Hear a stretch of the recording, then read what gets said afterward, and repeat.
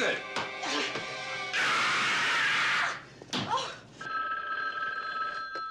Hello? Commissioner?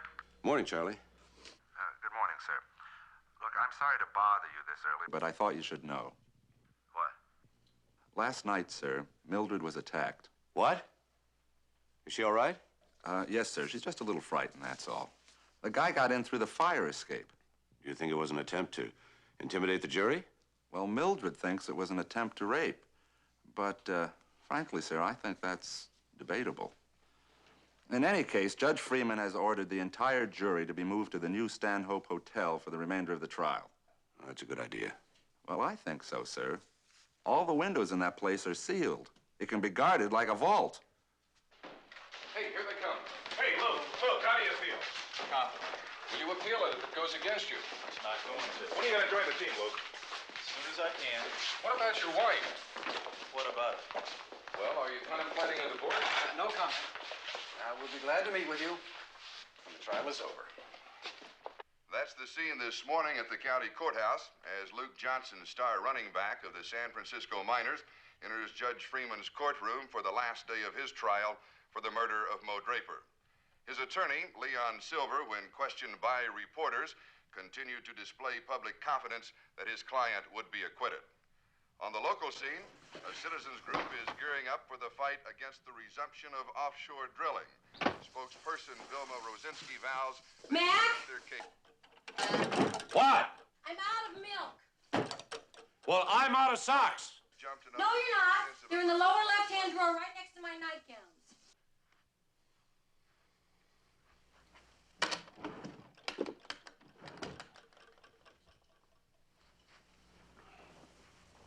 And now for the news in sports, here's Janet. This coming Sunday's game between the Miners and the Bears looks like a mismatch if there ever was one. The Miners are having their troubles, and the Bears have fielded one of their strongest teams in a decade. If you're a Miners fan, better wait till next year. In NBA action last night, the Lakers edged the Warriors 110 to 107.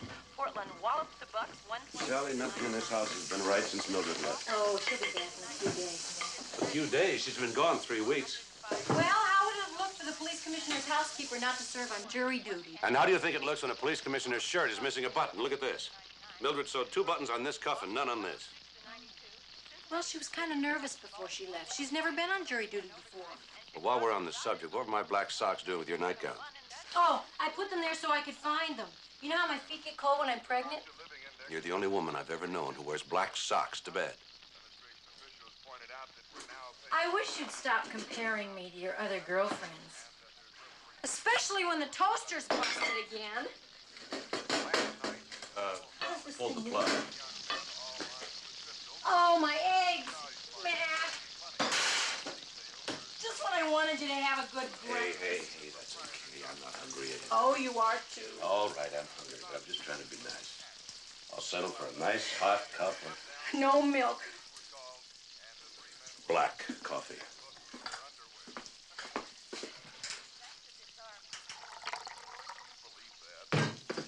Sally! Don't yell. I'm a pregnant person. What's a pregnant person got to do with forgetting to plug in the coffee? We switch now to a live report from the county. Mildred! Where? Here. Standing by. Larry? Thanks, Tom.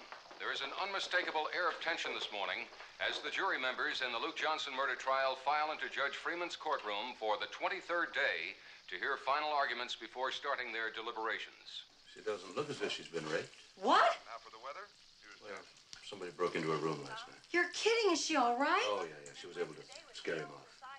Uh-oh, I'm 15 minutes late. Windy temperatures in the high 60s to low 70s with a low-pressure system promising the definite possibility of rain in the Bay Area. And that's it. Have a good day. I'll see you tonight on the 6 o'clock news. Ladies and gentlemen, you have sat very patiently day after day listening to Mr. Silver trying to becloud the basic issue of this case. Now, he's continually raised the specter of reasonable doubt, stating that the case against his client is purely one of circumstantial evidence. All right, let's take a look at some simple, provable facts. A score of witnesses, 10 minutes before Mo Draper was brutally beaten and shot, heard Luke Johnson threaten Mr. Draper's life. Now, that's a fact. A few minutes after that, Mo Draper left the party they were attending and was followed outside by Luke Johnson, and that's a fact. Just 5 minutes after that, Mo Draper was found shot to death in the parking lot of the restaurant where the party was being held. That's a fact. Juror number 9. Second row. Dark hair, glasses. He's Now, going to a give us short trouble, time I after think. that, Luke Johnson was arrested at his home, where he was assaulting his wife in a dispute over her alleged affections for Mo Draper. You've heard testimony here that the bullets which killed Mo Draper came from a .22 caliber handgun. You also heard testimony establishing the fact that Luke Johnson owned a .22 caliber pistol. Those are facts, ladies and gentlemen. Plain and simple facts. But when Mr. Johnson was asked to produce the weapon, he could not do so. To this day, it has not been found. Now, Mr. Silver here would ask us to believe that somebody stole Luke Johnson's gun and murdered Mo Draper. But I suggest to you that Luke Johnson murdered Mo Draper and then disposed of the gun himself. Now, we have established beyond doubt motive, means, and method. Now, you, ladies and gentlemen, have a responsibility to yourselves, to your neighbors, to your community. Find Luke Johnson guilty of murder in the 2nd degree.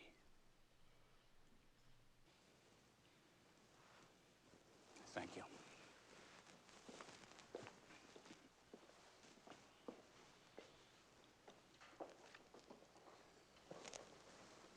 Pompous ass.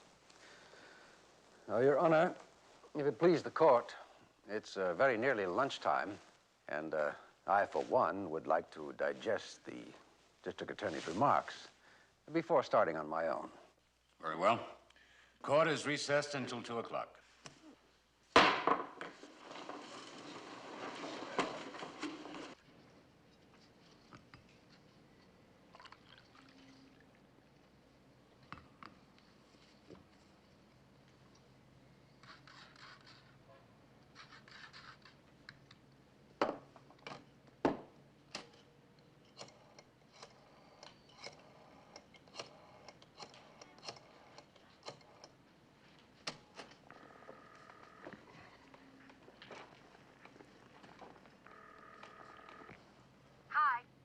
McMillan.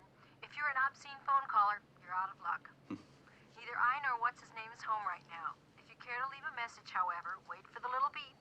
It should be coming up momentarily.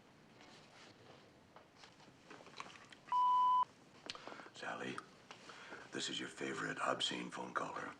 When you hear the little beep, I shall commence my heavy breathing. Beep. Calling the wife again, sir? Don't you ever knock? Sorry. But you did say you wanted to see the police report on the break into Mildred's room last night? Nothing was stolen, sir, so apparently it wasn't robbery. Did you get a look at him? No, sir. Now, the man started to smother her, and then he stopped suddenly, ran back out onto the fire escape. Sounds like a setup to me. An attempt to scare the jury and cause a mistrial. Well, their new quarters are break-in proof, sir. They're on the 7th floor, and there's no way in or out of any of the rooms without passing the guard stations. Good. Sir? Are you aware that you have on 2 different colored socks? Well, with Mildred on the jury for the last 3 weeks, I can take solace in the fact that I can find any socks at all. You know, sir, I solved that problem years ago. Oh? Well, I threw out my bureau and I replaced it with a filing cabinet. I don't think a filing cabinet would go with Sally's bedroom decor. Oh. Well, it may not be aesthetic, sir, but it's very efficient. You see, I file my socks under S, and my T-shirts under T, and my shorts under B, and my tie... B? Boxers, sir. Oh. Well, I find them infinitely preferable to the other type. It's all a matter of taste, sir. Well, if you have to sit all day, you know. Hello? Hi, Mac. Listen, I just got home from shopping and I turned on the dishwasher and it's busted again. That repairman was terrible. Do you know he charged me $16 for that thing? Mildred will fix it. She can't fix it. Oh, that's right. She's not there. Mac, what am I gonna do? It's smoking all over the place. Every single dish in the house is in it and I can't get the thing open. I think we're gonna have to go out to dinner again tonight. Again? We've been out every night this week. Well, we've gotta eat. Well, I'll stop and pick up some fried chicken or something. And meanwhile, unplug the dishwasher. Oh, that's a good idea. And then listen, I think after that I'll go upstairs and have a good cry. Good idea. I'll see you later. Okay, bye. And at any point in your deliberations, should you need to refresh yourselves on any of the evidence or the testimony, simply let the bailiff know, and he will make the transcripts available to you. The bailiff will now escort you to the jury room.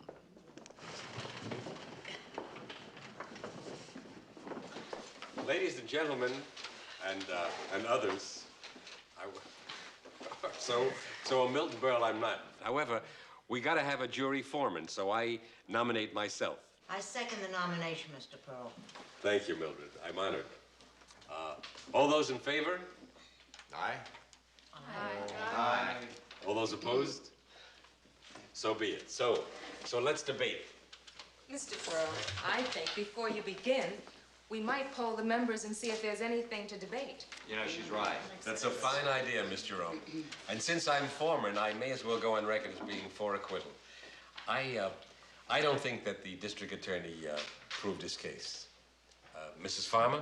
Well, if you ask me, he's innocent of all charges. Mr. Davis? I gotta vote innocent, at least for now. Mrs. Potts? I just don't think that young man is a killer. That's all. Not guilty. Mr. Franks? I vote. Not guilty. Mrs. Burke? Not guilty. Mr. Lopez?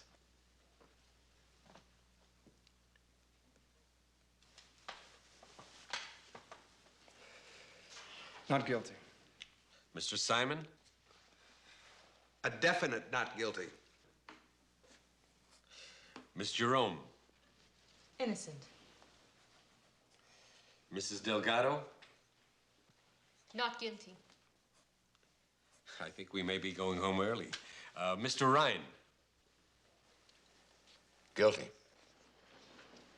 Guilty? Is he kidding? How can he say that? Well, he just opens his mouth and moves his lips. Works every time. Mr. Rhine, you can't convict if there's reasonable doubt. At this point, Mr. Lopez, I have no reasonable doubt. And you have no sense if you say that boy is guilty. Man's got a right to his opinion. That's what we're here for. A point well taken, Mr. Davis. That's baloney. What does that guy know? A professional football player. Now, what would he go around killing people for? Sure, especially when he can do it every Sunday, legally. Oh, listen to her, would you? No, we can't go home. Listen, wait a minute. Mr. Rhine Will you just a minute, please? Why don't we just all go back to the hotel, have a nice dinner, a good night's sleep, and tackle this thing fresh in the morning? It's the smartest thing I've heard so far. Do we have to? Well, we've been here 3 weeks already. Is another day gonna kill us? Me, it'll kill. But I guess you're right. Well, at least we agree on something.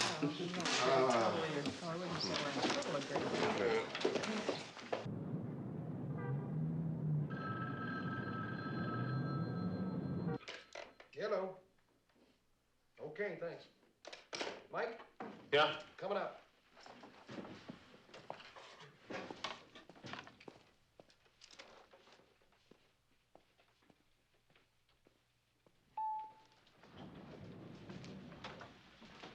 Hiya, folks. Michael, sign in. I'll take your dinner orders. The chef recommends steak or fish. Well, for Mr. Rhine, I recommend heartburn. For myself, I'll have fish. Okay. One good flounder deserves another. I'll have the steak, salad with French dressing, iced tea, hold the mayo. Bad day, huh? Listen, we sat 6 hours in the jury box, another hour in the jury room, and I look forward to sitting in my room having my dinner. Without TV or radio or telephone, maybe I can break up the monotony by going to bed. Maybe I'll get attacked again. Oh, no way, Mildred. Not in this place. Yeah, thanks. Hello, Mr. Pearl. How are you? I would like the fish, but it shouldn't be too dry, huh? Okay. And I would like a nice salad. Salad, sure. Yes, thank you.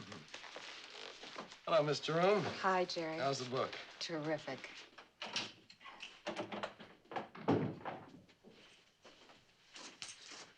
Oh, hello, plastic room.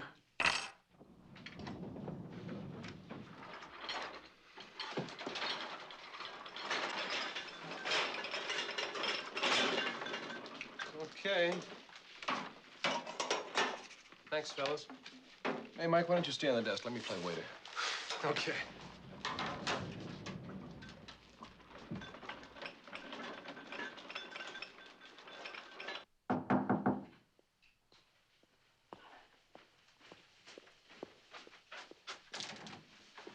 Hi. Oh, Mildred, you're a vision. Thanks. I love you, too. Put it on the desk over there, okay? Well, it's a hung jury. 7 of you went for the steak and 5 got fish. Oh, yeah? Well, listen, what do you say after dinner we play a couple of hands of strip pinochle? No, not tonight. Miss Jerome has a better offer. She wants me to play post office. Oh, yeah? Well, if you get tired licking stamps, let me know. Yeah, I will.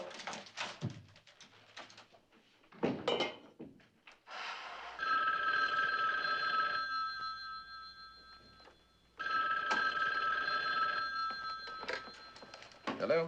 Yes, this is Virginia Rhine. Yes, ma'am. I'd like to talk to Tom Rhine, if I may. Is he awake? No, I think they're all asleep by now. It's rather important. His father has taken a turn for the worse, and his doctor's thinking of hospitalizing him. Gee, I'm sorry to hear that. I know Tom must be exhausted from the trial. No, that's all right. I'll wake him and tell him. I'd appreciate it. And if he's allowed, I'd like to talk to him. I'll tell him. Thank you so much. Good night, Mrs. Rhine.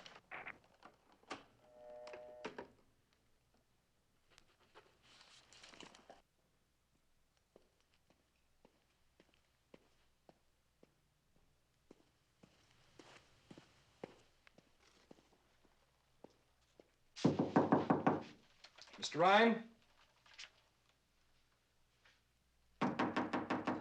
Mr. Rhine, open up.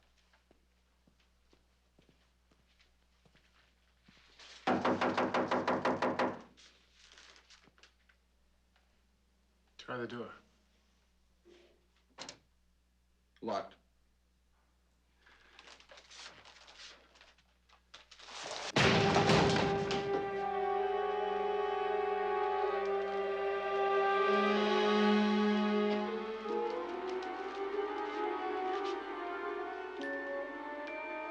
He's dead.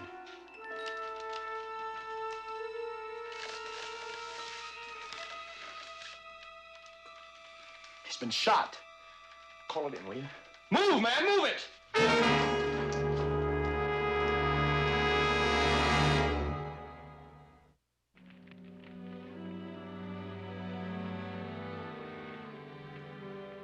Mac?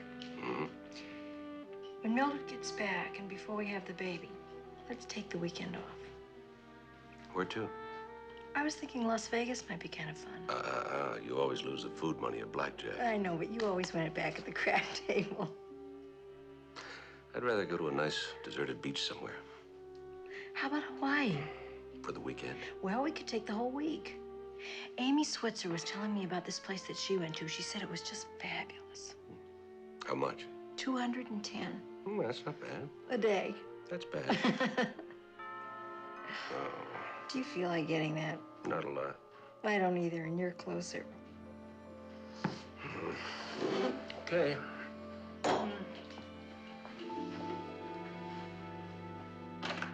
Good evening, sir. Charlie, do you know what time it is? 10:45. I'm sorry to bust in like this, but there's been a murder.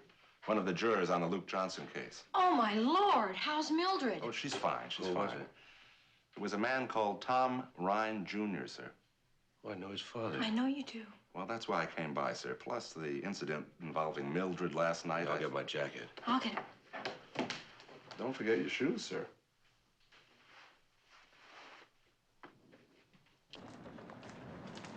I don't know why you insisted on coming here with us. Mac, Mildred must be petrified. She's gonna need me. For what? To hang around the lobby? Well, I won't get in the way upstairs, I promise. You have to stay down here. It's still an impaneled jury. Oh.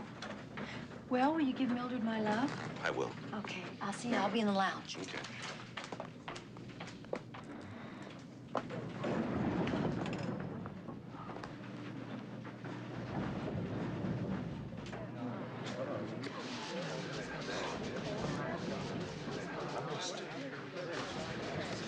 Oh, Commissioner, I'm glad to see you.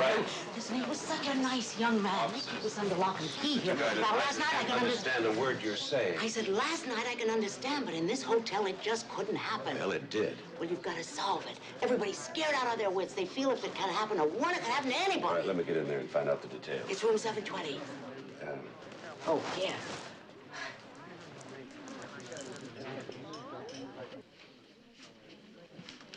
Sam? Evening, Commissioner. What? We got a 2-hour-old corpse, give or take. Rigor mortis is just setting in. I needed this like a hole in the head. I got 3 steps downtown I can't get to. Well, I think they'll wait for you, Sam. What else? He's shot twice in the back below the rib cage. Cause of death, loss of blood, massive dysfunction of his kidneys. If he died 2 hours ago, how come the blood's still wet? That's lividity. As the blood settles to the lowest point in the body, it continues to seep out. All right. I want a complete report on my desk in the morning. Oh, Commissioner, give me a break. I just did. I'm not asking for it tonight. It is very curious, sir. What? Well, the way this place is set up, no one could have gone in or come out of this room without being seen by those 2 guards. And the door was locked from the inside. What about the windows? 2 sealed panes of glass. There's not a window in this entire hotel that opens. The room has been searched, hasn't it? Yes, sir. It's been searched. The closets, the john. There's no sign of a weapon anywhere. You did talk to the guards? Yeah, I got the statements a couple of minutes ago. I have a couple of questions I'd like to ask him. Officer, can I see you for a moment? Which one of you found the body? Well, actually, sir, we both found him. I broke the door in, and Mike here phoned the police. What were you doing in his room in the first place? A phone call came in at 10:30, and when I took the message in, we found him. It was a call from Mr. Rhine's stepmother. Could I hear the tape? Yeah, sure. The calls are automatically recorded when they come in, and then I transfer them into the book according to what time they came and who called. Hello. Yes, this is Virginia Rhine. Yes, ma'am. I'd like to talk to Tom Rhine, if I may. Is he awake? No, I think they're all asleep by now. Well, it's rather important. His father has taken a turn for the worse, and his doctor's thinking of hospitalizing him. Gee, I'm sorry to hear that. I know Tom must be exhausted from the trial. No, that's all right. I'll wake him and tell him. I'd appreciate it. And if he's allowed, I'd like to talk to him. I'll tell him. Thank you so much. Good night, Mrs. Rhine. As you know, Commissioner, we record all calls coming in so as to avoid any possibility of pressure or threats to the jury members. Well, it didn't work very well, did it? No, I guess not, sir. Is there any possibility of gaining access to the room without being spotted? I don't see how, Commissioner. Jerry here was in Miss Jerome's room from about 7:45 to 8:15 or so, but I was on the desk the whole time. Miss Jerome, who's... Miss Jerome is a jury member who's also a freelance writer. She's writing a book about the trial, and she wanted to interview me. I'll bet. Commissioner, I feel terrible about this. It probably wouldn't have happened if I hadn't left my desk. I doubt if it would have made any difference. You say you never left the desk? No, sir. Mr. Mordani, the house detective, can vouch for that. He was up here shooting the breeze till past 9 o'clock. Okay, well, I may want to talk to you boys again. Anytime, Commissioner. Commissioner, this is Mr. Pearl, our jury foreman. Terrible thing, Commissioner. And this is Mr. Mordanti, the house dick. It's a pleasure to meet you, Commissioner. I'm Director of Internal Security here at the hotel. If there's anything I can do for you, anything at all, anything you want to know, please call me, okay? Nino Mordanti. Mordanti. That's very kind of you, Mr. Mordanti. Mildred, will you be all right? Commissioner, can I come home tonight? You're an impaneled jurist, Mildred. Well, can't you get me unpaneled? I mean, somebody could get killed around here. Somebody did get killed around here. A terrible thing. I'm sorry, Mildred, but until the judge decides the disposition of the case, you'll all have to stay here under guard. A lot of good that'll do. You got nothing to worry about, Commissioner. Mildred is in the best of hands. You're concerned? My concern. Mordante protects. It's a very personal motto. I appreciate that, Mr. Mordante. Think nothing of it. No, he won't. Mildred, try not to worry. I'll have guards posted in and outside of this hotel all night, even up on the roof. You'll all feel perfectly safe, I promise.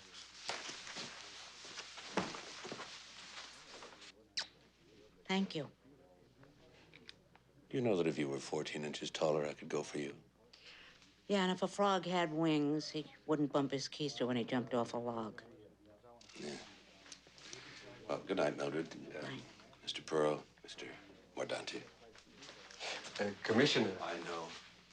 A terrible thing. Terrible. Commissioner. Commissioner, you were right. I've just been talking to some of the other jurors, and I think we have found a motive for murder. What's that? Well, according to them, the first vote that was taken in the jury room, Mr. Rhine was the only person who voted guilty. Well, if that's a motive, then either the jury room was bugged by somebody on the outside, or one of the jurists killed Tom Rhine. Well, I'll have that jury room checked for a bug tonight, sir. Thank you.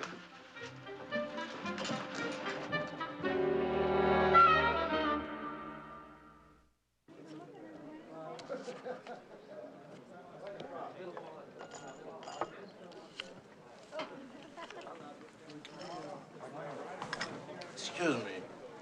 Ever been to Seattle? No, I haven't. Oh, you have to come up there as my guest. You've heard of our needle What needle? from the fair. Oh, that needle, yes. So, we're all down here for this sales convention. But I gotta be honest, the other guys may be having a blast, but me, well, it's tough to have a good time when you're feeling as lonely as I feel. You don't know what I mean? Yes, I know what you mean. I knew you would. I sensed that from you right off. I feel as if I somehow know you. Do you share that feeling? Definitely. It's as though, well, it's as though I know exactly what you're going to say, even before you say it. I've never done this before.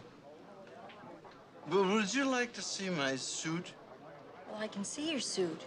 It's very nice. Oh, not this suit. My suit of rooms on the 6th floor. That's sweet. Thank you. You're sweet, too. Excuse me, miss, but, is this gentleman your husband? No, he's just an acquaintance. Well, I'm operating on a very tight schedule. Now, are you going to spend the night with me in this hotel or not? Hey, wait a minute. Yes, I think I'd like that very much. Well, let's go then. We haven't got all night. You're pregnant. You noticed.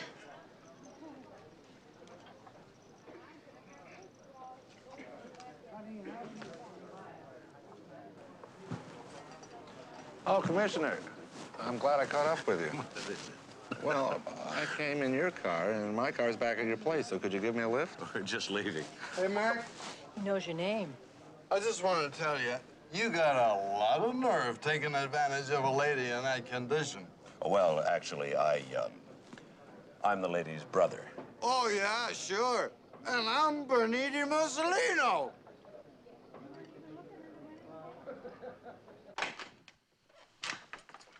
Well, good night, Sergeant. Good night, Mayor. Good night. I'll see you in a little while. We're going to have a little snack. Come on, Charlie. Okay.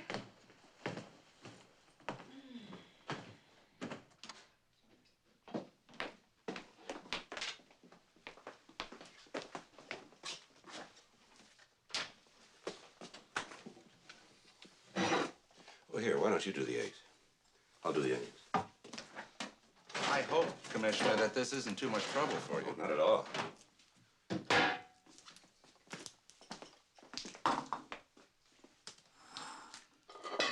Sir, do you think that this murder and the attack on Mildred last night are interrelated?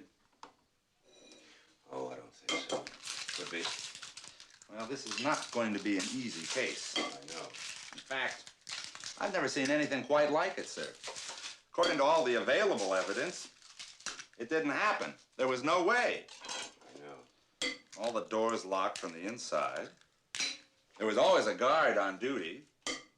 None of the rooms connect. I know. Do you think Luke Johnson did it? It's doubtful. Because if he knew Tom Rhine voted guilty, he'd know that the other 11 jurors voted not guilty. He'd also have to assume that the odds would be in favor of an eventual acquittal. And a murdered juror would probably result in a mistrial. And I don't think he wants to go through all that again. And it was someone else. Someone who doesn't want to see Luke Johnson back in uniform this season. For any other season, for that matter. Oh, sir, don't feel so bad. It isn't hopeless. I'm crying because I peeled an onion, not because I can't solve the case. You mean you can solve the case? I didn't say that. Charlie. Yes, sir? Do you realize you just cracked 14 eggs? I hope you're hungry.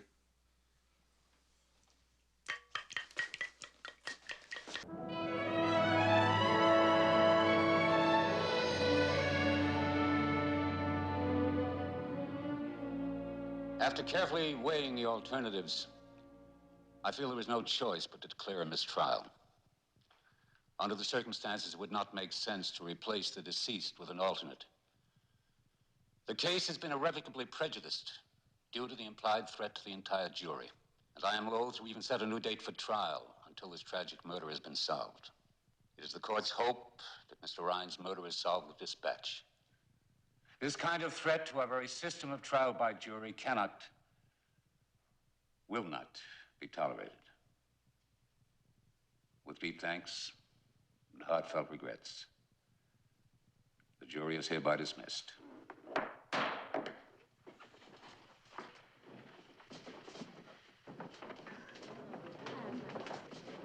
Of course I'm upset by last night's murder. What are you going to do now? Are you kidding? What can I do?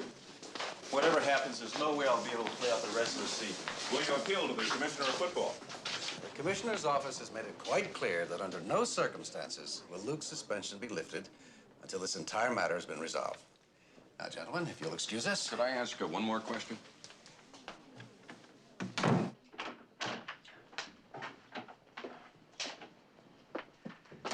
I appreciate this impromptu meeting, Stewart. How have you been? Can't complain, Leon. What can I do for you? Luke? Commissioner, I don't know if you've been following my case. I'm familiar with it, of course. Well, I didn't kill Mo Draper. Well, that's up to the jury to decide.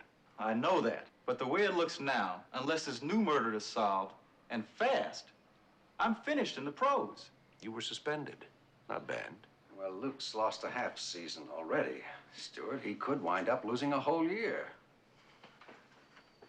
A running back, if he's lucky, has maybe 5 or 6 years before some faster, stronger, tougher kid comes along and bumps you out of a job. I've never begged for anything in my life before, but I'm begging you now. Please catch this guy, fast.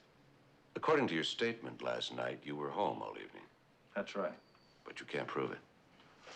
No, sir, I can't. But I'm asking you, if it was you on trial, and you had every reason to believe the jury was going to acquit, would you kill the one guy who was voting against you? How did you know he voted against you? Well, that's my fault, I'm afraid, Stewart. You've been there. You get so you can read a jury, and I knew Rhine was going to give us some trouble.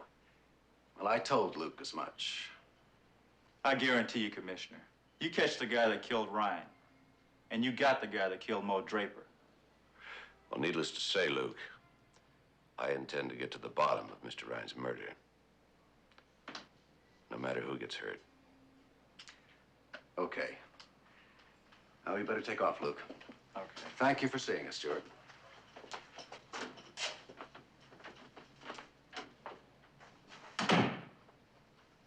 What do you think, Commissioner? I think Leon Silver's one hell of a good attorney. He wants me on their side, so he took the direct route. Well, they sold me. I don't think Luke Johnson is guilty of murder. Which one? Neither one. Lord, we commend unto thy hands the soul of thy faithful servant, Thomas Rhine, Jr. And we pray you will bless him and bestow upon him thy everlasting bounty. Amen.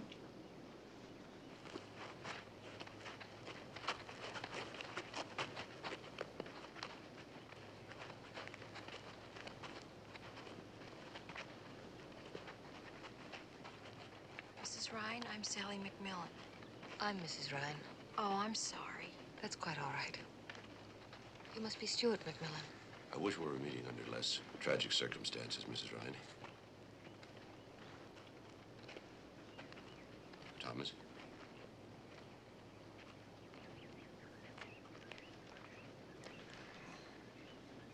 Celia, would you take Mr. Rhine to the car, please?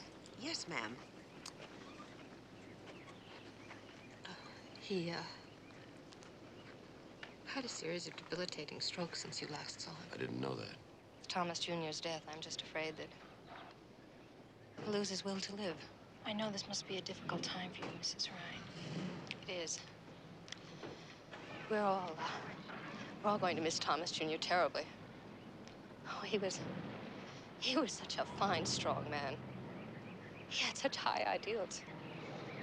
Just like his father. So ironic that those ideals were what killed him. We tried to talk him out of going on jury duty. It certainly would have been easy enough to arrange. He said no.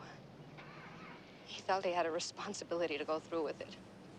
Sometimes it seems to me the whole world must be going crazy. Oh, I'm sorry.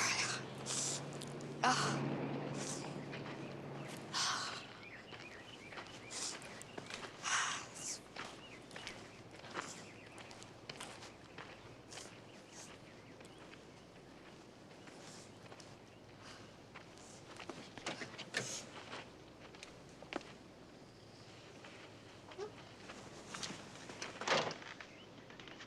Thomas, you always were a fighter. Don't let this beat you. Be strong. I don't know how much longer I have. Find my son's killer before I die. I want justice. I'll do my best, Thomas. I promise.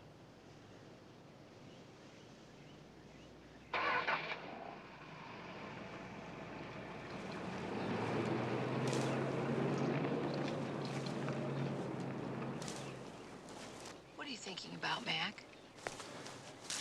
Last time I saw Tom Rhine Sr. He was a big man then, full of energy. Started with nothing and amassed a fortune in private aircraft business. I lost track of him for a while. A couple years ago, he called me and told me he'd remarried. Said he had everything. A wife who loved him. A son taking over more and more of the business successfully. Looking forward to the future with such enthusiasm. And now this. You know, Virginia Rhine seems to be an admirable woman, doesn't she? Will you take care of me when I'm old and gray? I don't know. You're not as rich as Tom Rhine Sr. On the other hand, Miss Cynical. Ms. Cynical. On the other hand, I didn't make you sign a binding premarital agreement cutting you out of the family fortune. Tom Rhine did. Virginia married him because she loved him. Well, that's why I married you. Go on, you married me for my money. You didn't have a nickel in savings when I married you. We still don't have a nickel in savings. Yes, but look how much higher our standard of living is.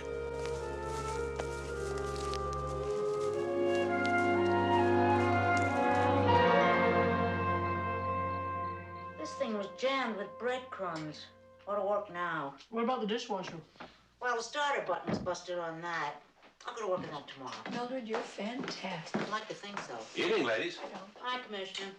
Listen, I have a roast beef sandwich waiting. Would you like to have it? I'd love it. Mildred, it's good to have you home again. Oh, it's nice to be had, Commissioner. This was delivered by messenger. It's the Luke Johnson trial transcript. It's awfully fat. 1,028 pages. They have the Classics Illustrated version. You can always wait and see the movie. Hey, Commissioner, you remember that house Dick Mordanti? Mm-hmm. Well, you should hear some of the cockamamie ideas he has about this case. I know. He called the office 3 times today. Yeah, we started to call here, too. Well, at this point, I'm ready to listen to anybody. That's tough, huh? I'm stymied. Nothing adds up. He's asked me out to dinner tomorrow. Dinner, huh? Well, I know he's not exactly a brain trust, but who am I to turn down a freebie, you know? There's one thing I don't understand. Why the gun never turned up. Which gun? I'm talking about the gun that killed Mo Draper. Now, the DA claimed that it was owned by Luke Johnson, but it never showed up. Boy, if I was the murderer, the first thing I'd do is ditch the weapon. I know, but it says here that between the time that Luke Johnson allegedly killed Mo Draper and the time that he was arrested, only 20 minutes elapsed. Well, that's plenty of time to hide one teeny-weeny little gun. Yeah, but the police searched a 5-square-mile area around the Johnson house and they couldn't find a thing. Well, maybe Luke's gun was stolen before the murder by somebody who wanted to frame him. Which is exactly the case that Luke's attorney's trying to make. Oh, this cream soda. Mildred, you know I don't like cream soda. Well, there was a wonderful sale at the supermarket, and I couldn't resist it. I bought 2 cases. There are 4 down in the garage now from the last sale you couldn't resist. Boy, home 2 days and already the honeymoon is over. And the bread isn't even brown yet. Better to pop up prematurely than not at all, right, Commissioner? Mac, what about Andrew Brille? President of the football team? Mm-hmm. You know, Luke Johnson's been playing for the minors for 3 years, and for 3 years he has feuded with Andrew Brille about money. Everybody knows he's going to play out his option this year and the next year sign with another team. I didn't know that. Mildred, it's right here in the trial transcript. You were there, remember? Oh, yeah. I was just testing you to see if you'd read it carefully. Anyway, from what I know about Andrew Brille, he would destroy one of his players before he'd let him go to another team. Yeah, that ought to do it. Mildred, are you all right? I think I did something wrong.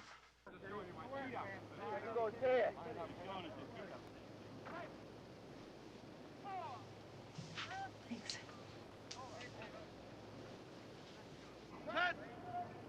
Go! Gentlemen, a little more spirit, please. I know it's only practice, but Big Brother's watching.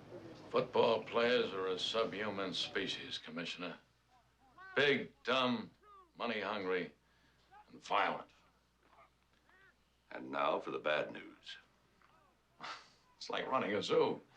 You have to keep them on a short leash and let them know who's boss, otherwise they'll bite your arm off at the elbow. As far as I'm concerned, they're meat.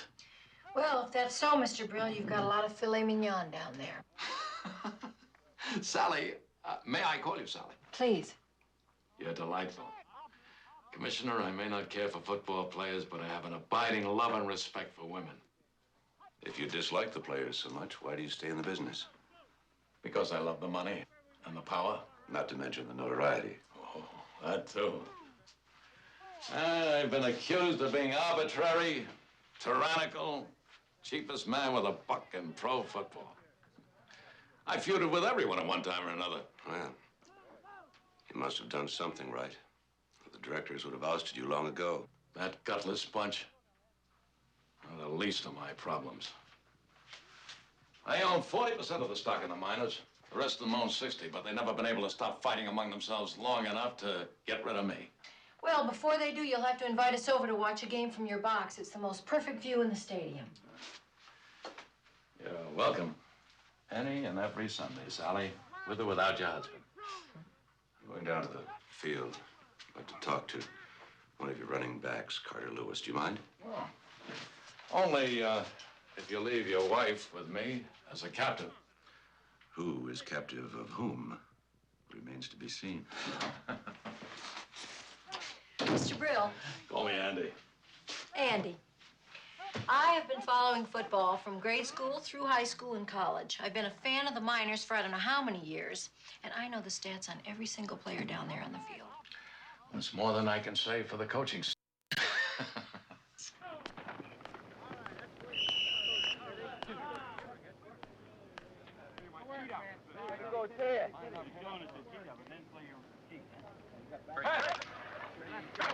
Babe. Don't set. Don't set. Don't set. Set. Go! Go!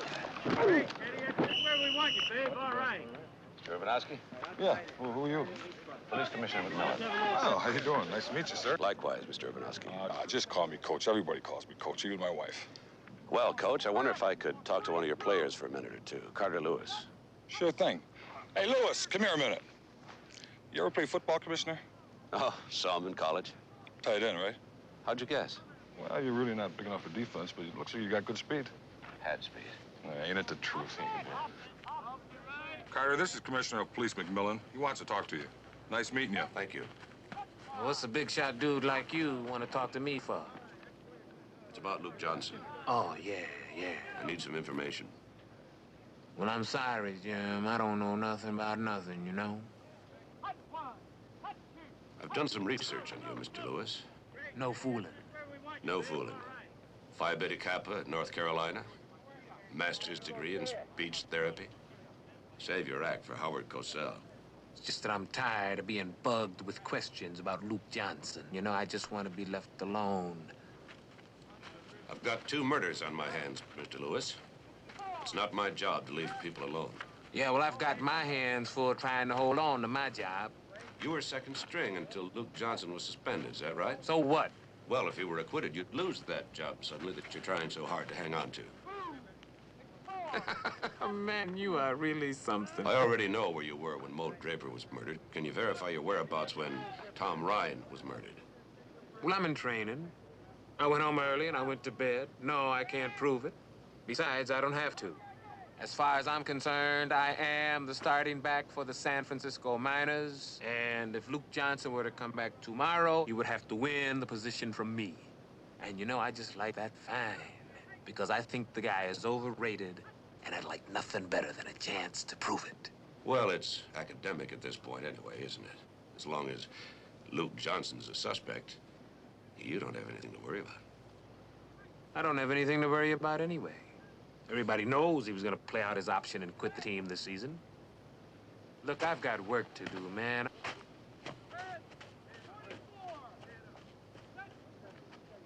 You've got a pretty tough reputation, don't you, Andy? True. But I like to think I'm also a fair man. Except when it comes to contracts, right?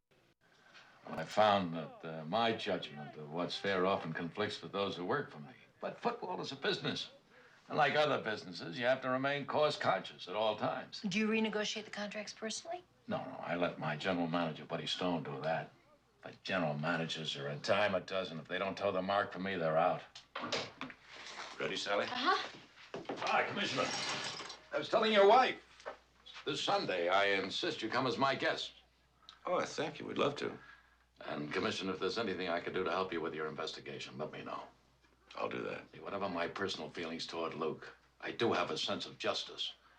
And if he's been wrongfully accused, he deserves to be cleared. Andy, Oh, excuse me. No, come in. Mrs. McMillan, Commissioner McMillan, this is Buddy Stone, my general manager. How do you do? This week. Always keep them on their toes, eh, Sally? Only way to run an airline.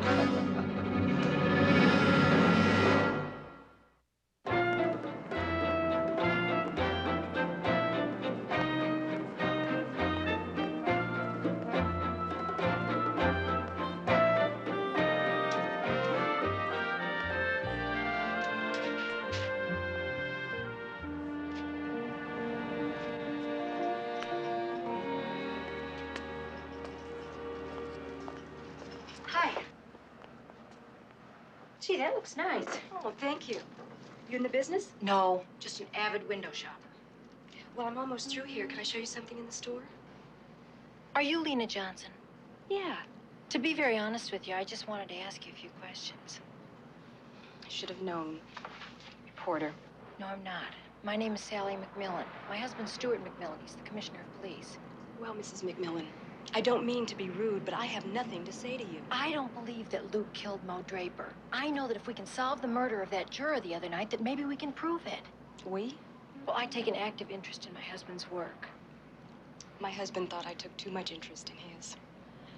Can you think of anyone that would go so far as to kill a juror in order to keep Luke from playing out this season with the team? There's only one man I know crazy enough to go that far. Andrew Brille. How did I know that you were going to say that? He and Luke have feuded over money ever since Luke was drafted by the miners. He even refused to renegotiate Luke's contract. I don't work here because I like to. I do it because I have to. Luke never renegotiated his contract? Nope. And when Luke told Brille that he was going to play out his option and quit the team, Brille threatened to ruin Luke. Oh, we didn't think anything about it, though, because we knew Luke could go to any team he wanted to. Well, naturally. And then Mo was killed, and, well, you know the rest. Have you talked to your husband since the trial began? No. I think he still believes I was having an affair with Mo. No, I wasn't. But Luke always thought I was having an affair with someone. When he was on the road, he'd call me, and if I wasn't home, he'd go crazy. But if I was home, he'd accuse me of having someone there. Damned if I did and damned if I didn't. Even if this thing with Mo hadn't happened, I don't think we could have stayed together. Lena, I appreciate your having talked to me. I know everything's going to work out. I hope so, Mrs. Bye-bye.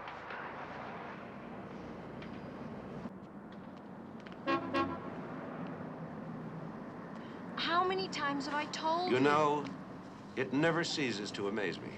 What's that? Every time I want to talk to somebody, you always beat me to the punch. Pure coincidence. Ha! I was walking on my way to lunch, and I just happened to bump into Lena Johnson. In a window display?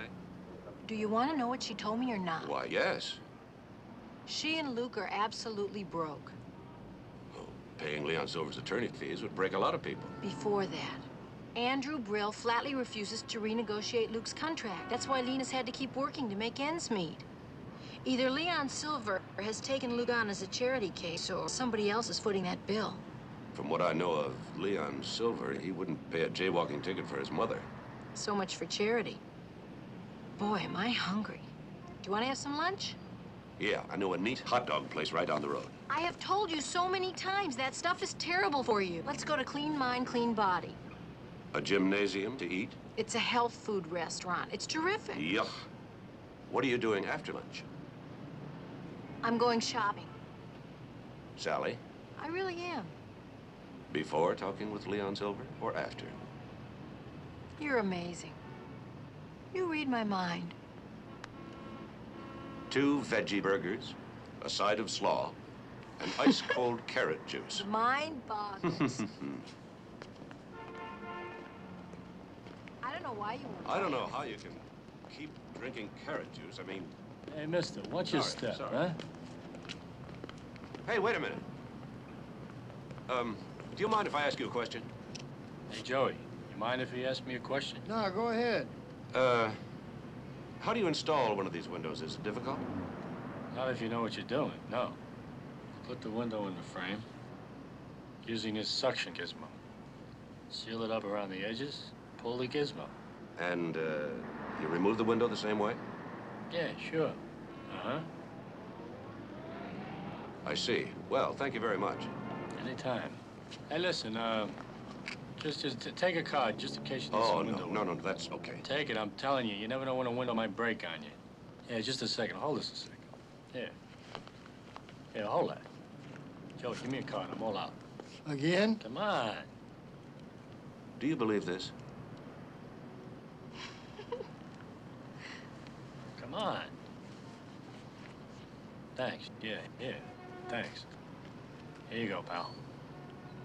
Do you want to take this first? Yeah. Yeah. Here you go.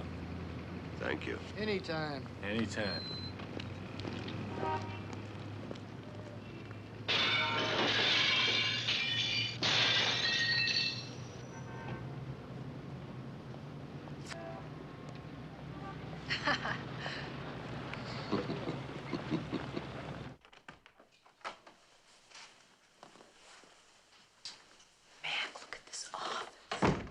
This is only the outer office. Oh, it's gorgeous. Why are we whispering? Well, it's so dignified. It's like a museum. I always whisper in museums. May I help you? Yes, we'd like to see Mr. Silver. Do you have an appointment? No, but would you tell him Stewart McMillan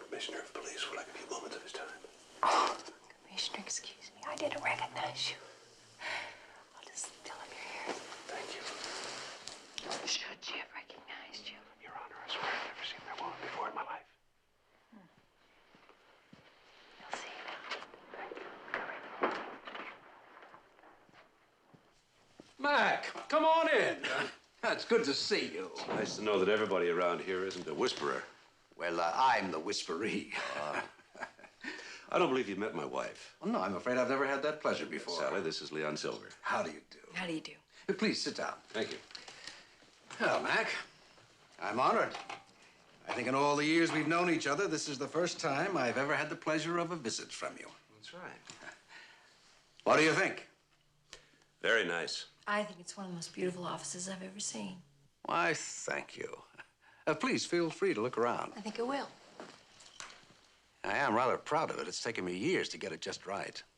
Oh, I've just had lunch. Can I order you some? No, thank you. We've eaten. Well, is this a purely social visit, Stewart? No. I thought as much. What can I do for you? Who's paying you for Luke Johnson's legal fees? Well, you might say that I'm representing Mr. Johnson out of a love for the game of football. I might, but I won't. Well, I don't suppose there's any reason for secrecy about it. A good part of the tab is being paid by Buddy Stone, the general manager of the team.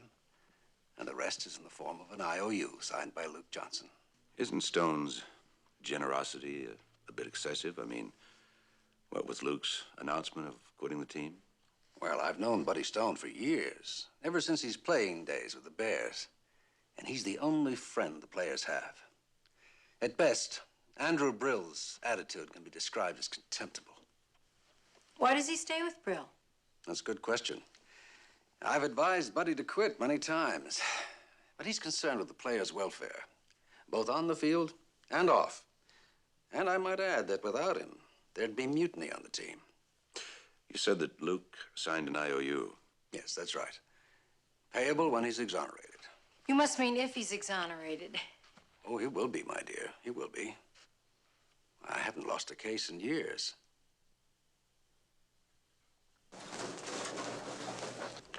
Hello, sir. Mrs. McMillan? Hi, Sergeant. Did you find the information? Yes, sir. The windows of this hotel are washed on a continuous basis, and they have a permanent electrical scaffolding up on the roof. Is that how Tom Rhine was killed? I don't know, but it's worth looking into. You ever ridden up on a scaffolding? No, sir. Well, there's always the first time. Did you bring your dusting kit? Yes, sir. One of the lab men lent it to me. Good. Then let's go up on the roof. I'm getting kind of hungry. I think I'll wait for you guys in the coffee shop. You just had lunch. What can I tell you? See you later.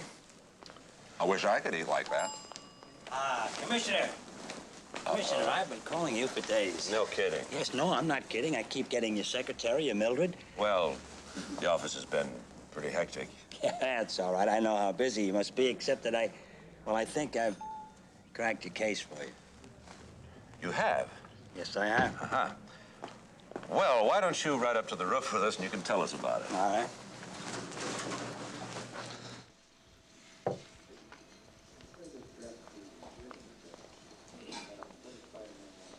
Decide what you want, miss? Yep. Swiss cheese, lettuce and tomato, rye down, and hold the mayo. I got you. Hey, can you remember the night of the murder?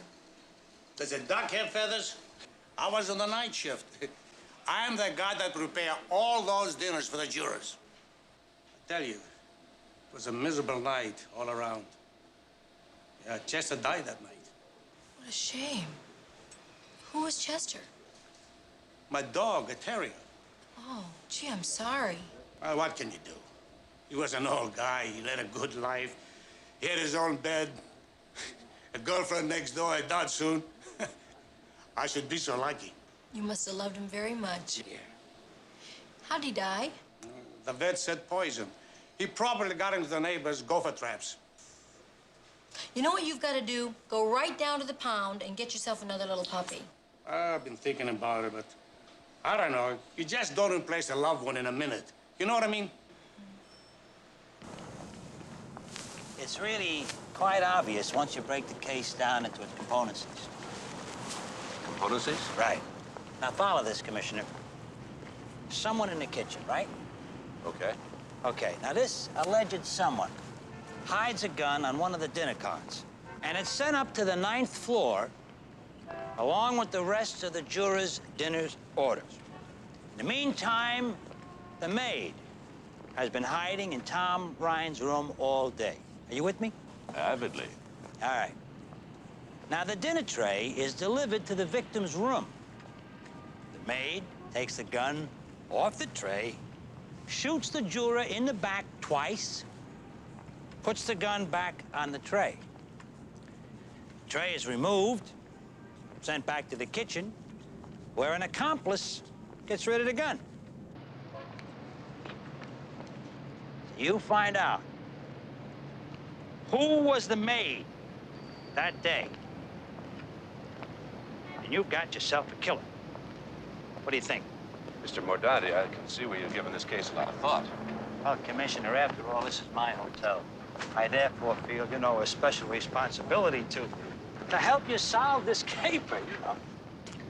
I appreciate your concern, Mr. Mordanti, and frankly, I had considered your solution, but I rejected it. Why? Why? Well, if it had been the maid, one of the guards would have noticed her leaving the room at some point after the murder. But I like the way your mind works, Mr. Mordanti. Keep it up. I will, Commissioner, and we'll catch the culprit. You bet we will. Listen, why are you up here? I'm gonna check a window for fingerprints. From the outside? Someone might have removed the window, fired the shots, and replaced it. It's brilliant. Why, thank you. And now, if you'll excuse us. Yeah, sure, Commissioner. I'll stay here and I'll keep an eye out for you.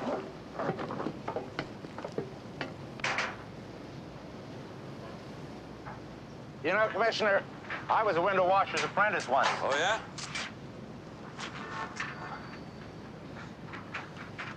Well, what's the matter? I thought you said you were a window washer's apprentice once. Just once, sir. I can't stand the height. Well, if it makes you dizzy, don't look down. Yes, sir. You ready? Ready.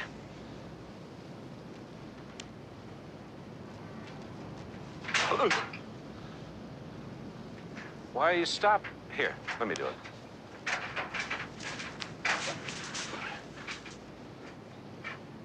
Are you ready?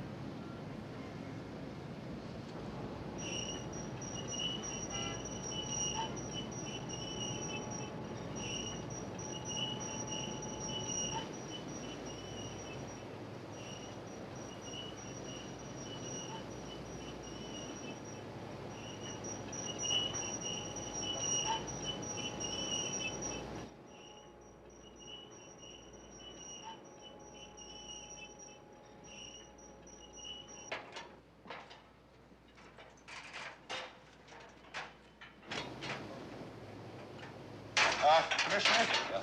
There's an open suitcase on the bed there. So what? Well, I feel like a voyeur, sir. I mean... What if someone were to come into the room, sir, and see us out here? Concentrate on the window and forget what's inside. Yes, sir.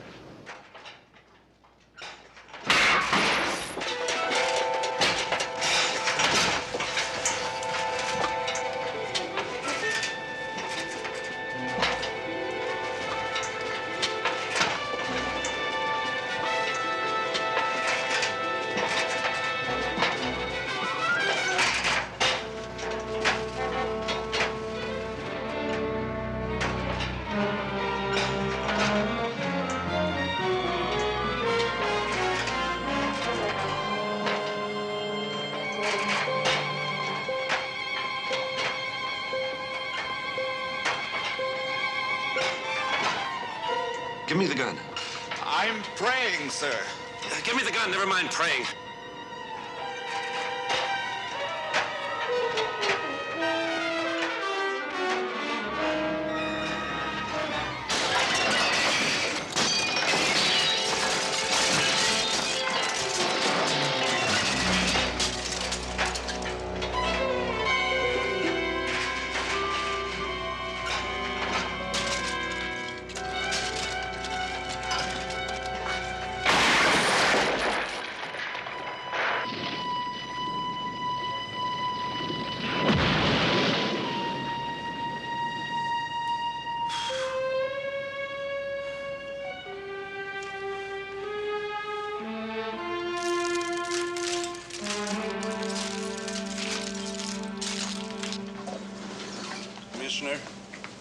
I have never prayed so hard for anything in my life. You should reaffirm your faith. Your prayers were answered. Not exactly, sir. What did you pray for? Wings. Commissioner, are you all right? More or less. Hey, I feel awful about what happened. He feels awful. Hi, what happened? Well, someone slugged me in the back of the head. When I came to, I looked over the edge and I saw the scaffolding all over the courtyard. Are you guys all right? We're fine. I don't suppose you got a good look at the guy who slugged you or anything. No, I didn't see him. I was looking over the edge at you and at you, and suddenly I was out cold. Well, then it was no accident, sir. We are stepping on a few toes with our little investigation. Unfortunately, the toes are stepping back. Mac, were you able to find anything up on the window? Well, if there was anything, it's destroyed now. We had to break the window to get back into the building. This hotel is jinxed. People are murdered, attempted killings, dogs dying. I'm telling you, we've got to get out of this place. Dogs dying? What does that got to do with it? I was just down in the coffee shop, and the cook was telling me that his dog died of gopher poisoning the same day that Tom Rhine was murdered. Now, isn't that sad? Sally, Enright and I were almost killed a few minutes ago. That's sad. Let's go.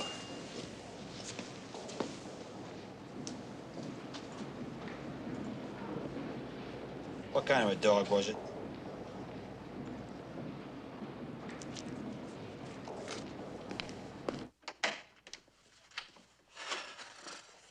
I think I would like to have a drink. Mildred!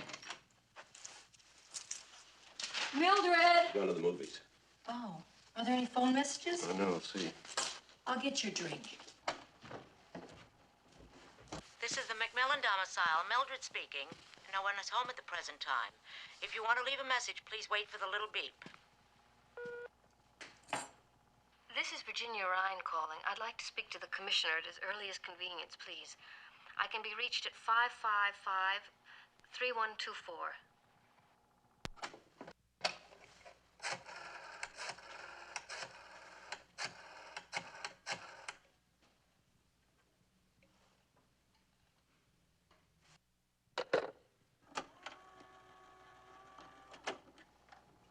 This is Virginia Rhine calling. I'd like to speak to the...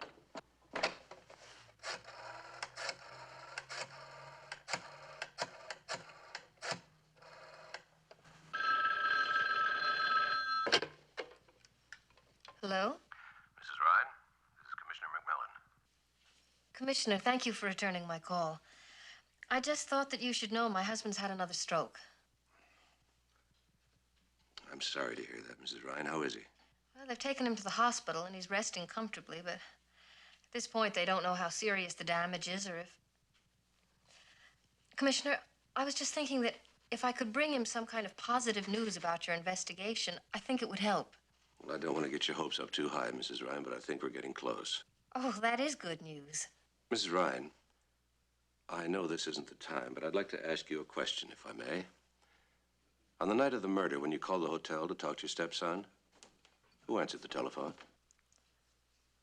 I don't know. I suppose it was one of the guards. Can you remember how you introduced yourself? I think I said, hello, this is Virginia Rhine. Or I might have said Mrs. Rhine. And then I asked the guard if he would relay a message to Tom Rhine. You're sure that's how you said it? A message to Tom Rhine? Yes, I'm sure. All right. We'll keep in close touch, Mrs. Rhine. And when you see Tom Sr., give him our love. Yes, I will. And, Commissioner, thank you for everything. Goodbye. Goodbye, Mrs. Rhine. What was that all about? What happened to Tom Sr.? He had another stroke. Oh, gosh. You know what's funny? What's funny? When I talked to the guard who was on the desk the night of Tom's murder, he said a call came in from Tom's stepmother. What's so funny about that? How did he know Virginia Rhine was Tom's stepmother? She never said what her relationship was.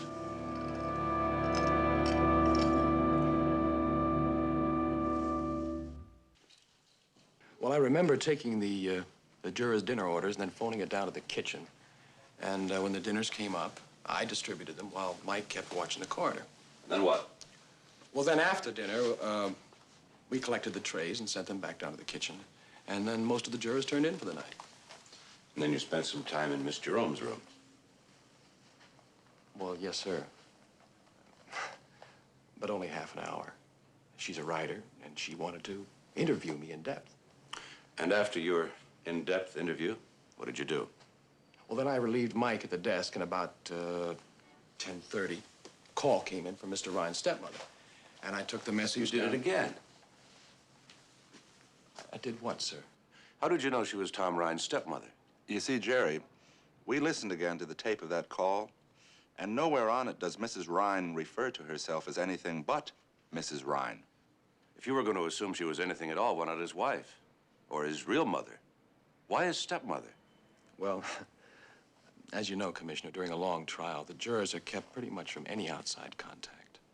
And they tend to get pretty chummy with each other and with the guards, just to keep from going bananas. So since we are the only ones they're allowed to talk to, you get to know them pretty well sometimes. As, say, with Miss Jerome. Well, you know, sir, the fact is that Tom Rhine was a good guy. And we just sort of struck up a friendship, that's all. I knew all about him and vice versa.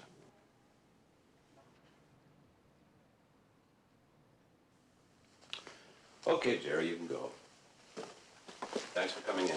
You bet. Well, sir? Put a tail on him. Yes, sir. Anything else? Mm-hmm.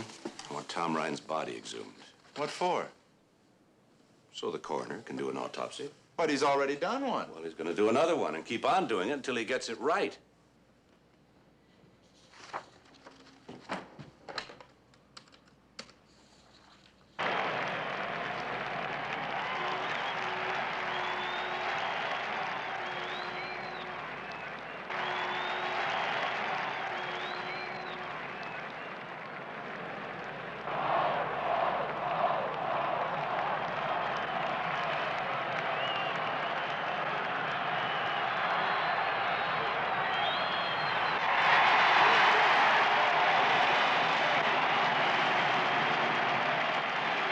Another touchdown. This has been a very lopsided game. Unfortunately, the miners are on the wrong side of the lop.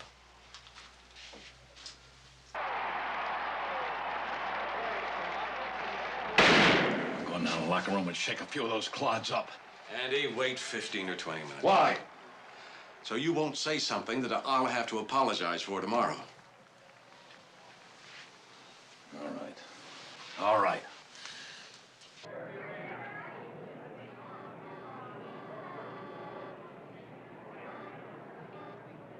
Commissioner, I won't be too long. Why don't you and Sally wait for me and we'll go out for dinner together? Fine. On us. Thank you. Buddy, entertain my guests for a while. What a disaster. Well, every team has an off game. We're having an off season. Dead last in the standings and no relief inside. Well, there's a silver lining. The team with the worst one-loss record gets the first draft pick. That's true. With some of the best college prospects in years graduating, we have a shot at picking up some terrific talent next year. There you go. Are you going to go for a running back to replace Luke? No, he'll be back next season. And I think we're going to surprise a lot of people. How can you be so sure he'll be back? Because I have to believe the case against him is too weak. Now, the way I read it, there's at least a reasonable doubt. And that's all it takes for acquittal. He said he was going to sign with another team. Well, I suppose I don't have to keep secret the fact that Luke has signed a long-term pact with our team. Well, I think that next year, with all of our troubles behind us, we could go all the way. Isn't his change of heart a little sudden? I mean, he went on record as saying...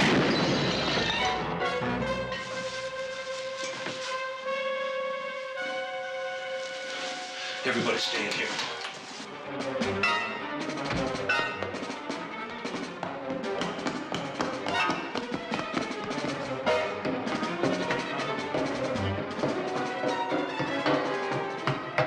Louis!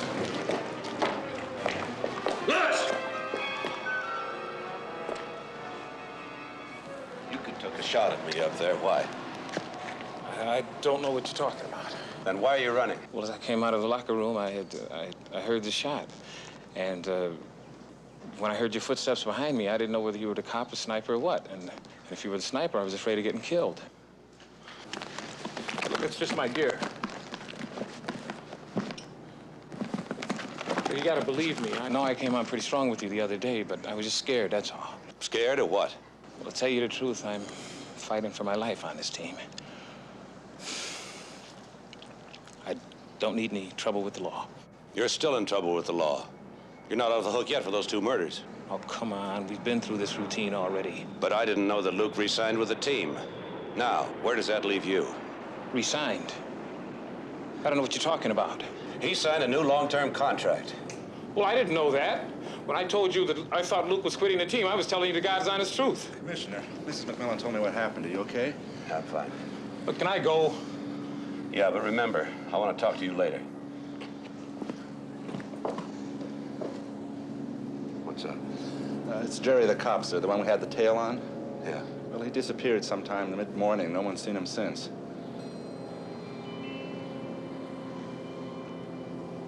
Well, maybe I found him, or he found me.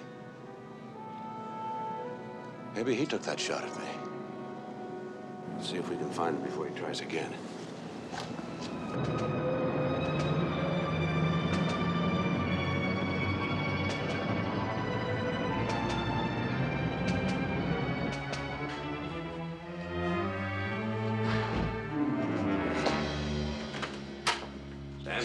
Well, Commissioner, when you're right, you're right. We blew it, this one. Nobody's perfect, Sam. I am, Commissioner, usually. Usually perfect? It's like saying slightly pregnant. What did you find? Well, as you suspected, this guy was poisoned. We didn't find it. You didn't find it because you didn't look for it. A man has got 2 bullet holes in his back. It doesn't occur to us to look for poison. How many times do you need to kill a guy? What kind of poison? Of all things, Amanita muscaria. I flunked Latin in high school. Oh, so did I. It's poison mushroom. Extremely toxic, even in minute amounts. Always fatal. Slow or fast acting? Oh, slow. He could have ingested it and gone to bed and died in his sleep. See, this particular poison, it's practically undetectable unless you run very specific tests on it. And as I said, you know, with the 2 bullet wounds in his back... His dinner was poisoned. Must have been. How'd you tumble to it? Scientific deduction, Sam.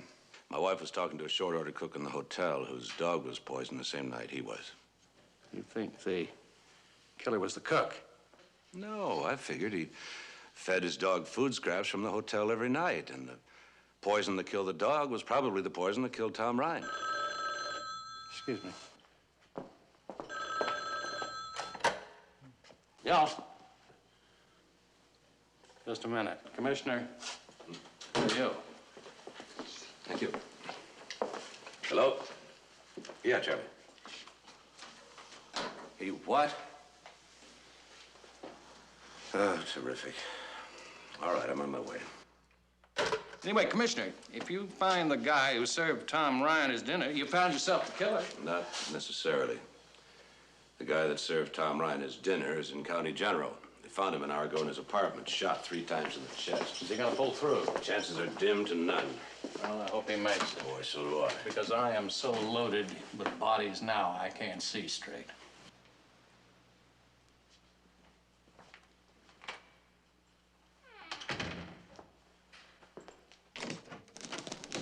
What's the word?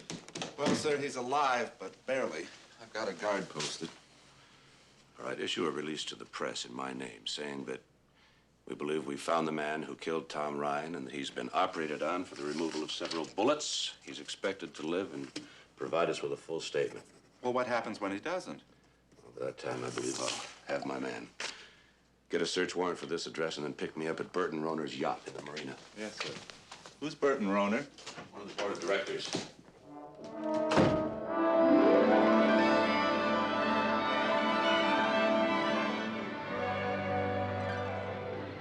Andrew Brille is hanging on to the presidency of the miners by his fingernails. According to him, your board of directors hasn't been able to get rid of him. True. He got us all going at each other's throats. Before you knew it, any unity there was went down the drain. And now? Well, there'd been tremendous sentiment on the board to get him out. And when Luke announced his decision to quit, that really nailed it down. If Luke had been acquitted, Brille would have been out on his own can, since the contract Luke finally signed was conditional on Brille's removal. Of course, now that Luke's future is very much in doubt again, the boards are beginning to waffle. In other words, if Luke goes back with the team, Brille is through. Basically, that's it. Aber jetzt ist niemand zu Hause. Do you speak English? Nein, sprechen Sie Deutsch? No zu Hause.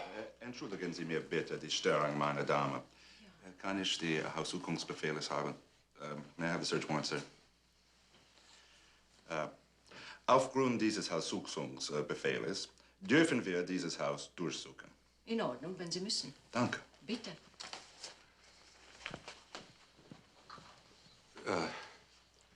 You two check the front room. Why don't you check in there?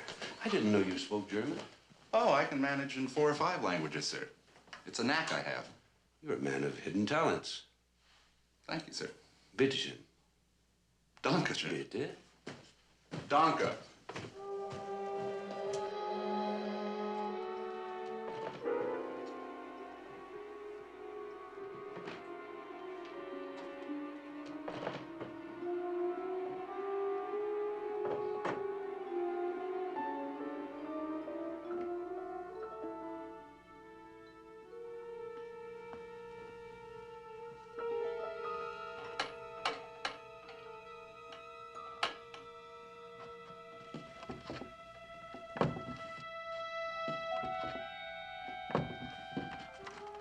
Enright! Oh, what'd you find, sir? I think you could open that. Oh, it's a piece of cake, sir. Stand back.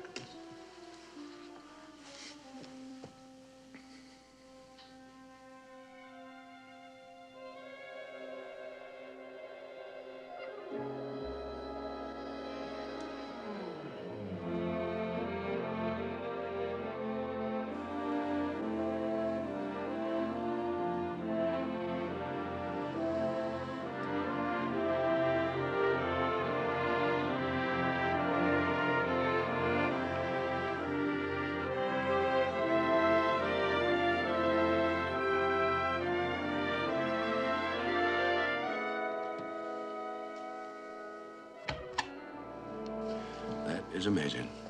I didn't know you could do that sort of thing. Well, sir, I have a checkered past. In 4 or 5 languages. Stand back.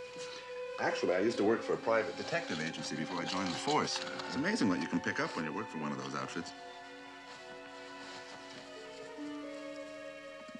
What have you found, sir? Well, the gun that killed Mo Draper. The housekeeper said that her boss is out at the football stadium. Let's go. All right, tomorrow, remember practice at 10 o'clock, just shorts and helmets, all right? Take it on in, let's go. Carter! Over here, please. I like the way you've been working, Carter.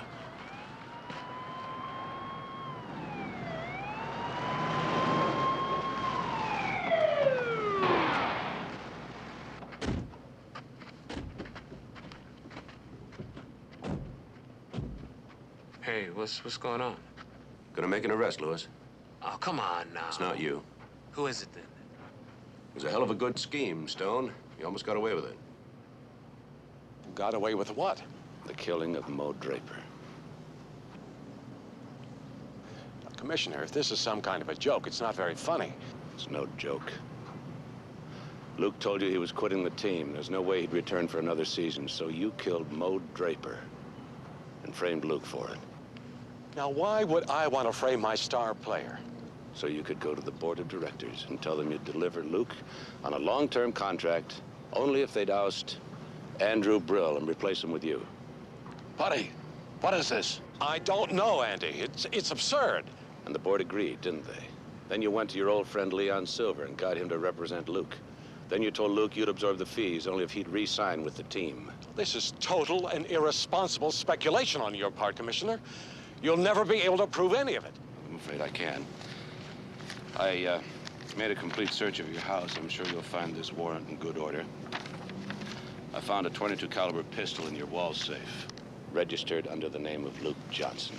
You ingrate. You tried to destroy me! Calm yourself. What did you expect, Andy? I only did what you would have done under the same circumstances. All right. I killed Mo Draper. And the juror as well, no doubt. Are you kidding? Why would I? I had Luke's contract signed, sealed, and delivered. I had your job in my pocket. I wanted Luke acquitted. No, if you're looking for that killer, Commissioner, Andrew Brille here is as good a candidate as any. Get him out of here, Commissioner. He makes my stomach turn. Yeah, you knew a mistrial would keep Luke's future in doubt. So with him gone, you could probably hang on to your job, hmm? I can account for every moment of my time the night he was killed. You want to arrest me, be my guest. But you damn well better have a case. Take Stone in and book him.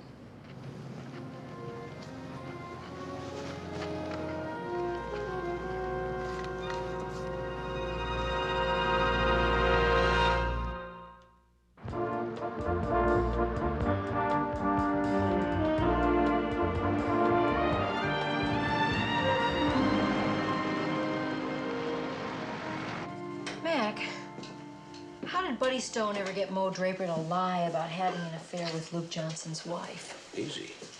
Probably offered him money or a lucrative no-cut contract. How?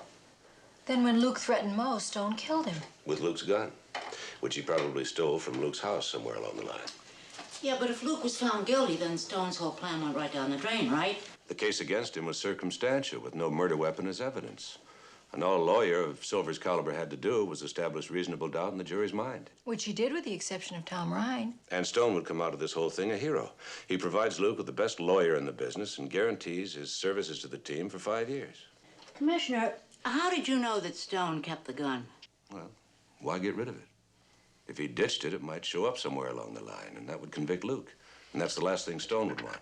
Well, it's nice to know Luke's off the hook.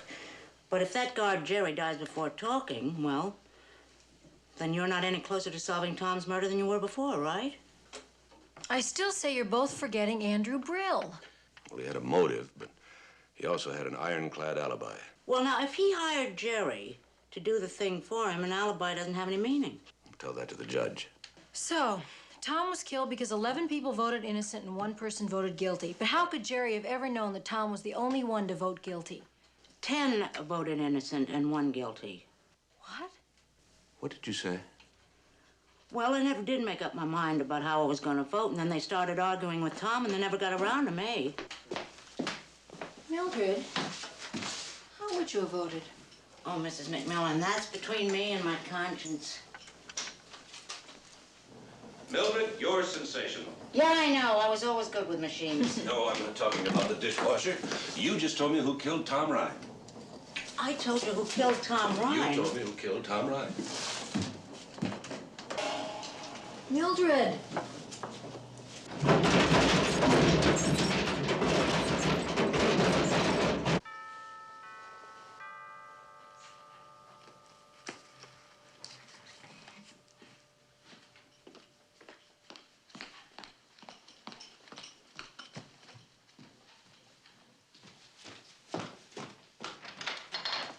Commissioner, what a nice surprise. May I come in, Mrs. Rhine? Oh, please, of course. Oh, I hope you've got some good news for me. I've got to go to the hospital soon to see Thomas, and I just know that it would cheer him up if I could tell him, well, that you've broken the case. I have. Really? That's wonderful. Who killed my stepson? Jerry, one of the guards, by poison. Frightening. Please, won't you sit down? Thank you. Do you know why he did it? No, I don't know why. Maybe money, maybe it was a lot of things. But I do know who put him up to it, Mrs. Rhine. You. Why on earth would I kill my own stepson? Money. Oh, Commissioner. I signed a premarital agreement with Thomas before we were married. If he dies, I get nothing. You do if there's no one left to inherit the money. Kill Tom Jr., you win by default. You know that killing him during the jury's deliberations would immediately throw suspicion on those involved in the trial, especially when you arranged to have my housekeeper attacked first. I had never heard anything so bizarre. Now, you know that I was at home the night Tom was killed. You even got a phone call on tape to prove it. Jerry was quite a ladies' man. It wasn't too difficult to seduce him, was it? What did you promise him? Was it money? Marriage?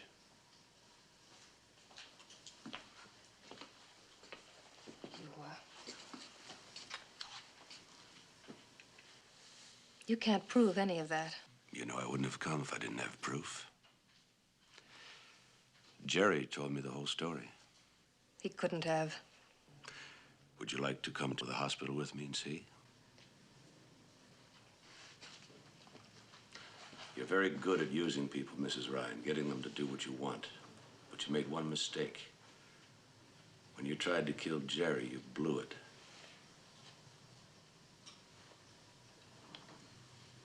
Commissioner, you know what I wish? I wish that you had stayed out of it.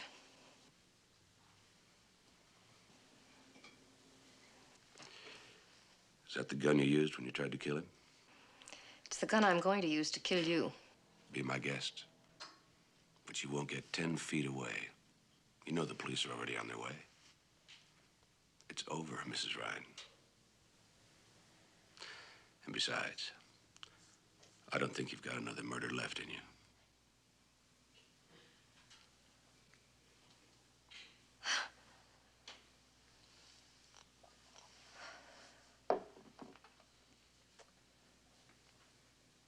How did you figure it out? That first phone call, it wasn't just that Jerry knew you were Tom's stepmother. He had an explanation for that. You told Jerry over the phone that Tom Sr. was gravely ill, and you wanted to let Tom know. Jerry said he'd tell him right away. But you said you wanted to talk to Tom, and that always bothered me. Because you both hung up after the message. I kept asking myself why. Unless you both knew he was already dead.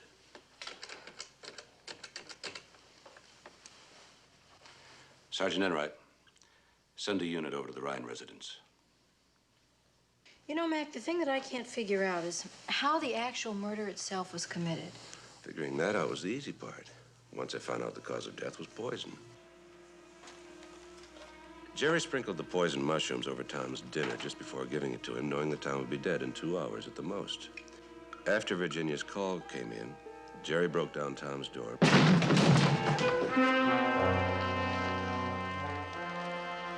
He's been shot. Then told Mike to call the police. Then Jerry put a silencer on the gun, fired 2 shots into the body, re-hid the gun and exited the room. By the time the police came and examined the body, they had no reason to doubt Mike, who, on Jerry's orders, had called to report a shooting. My goodness.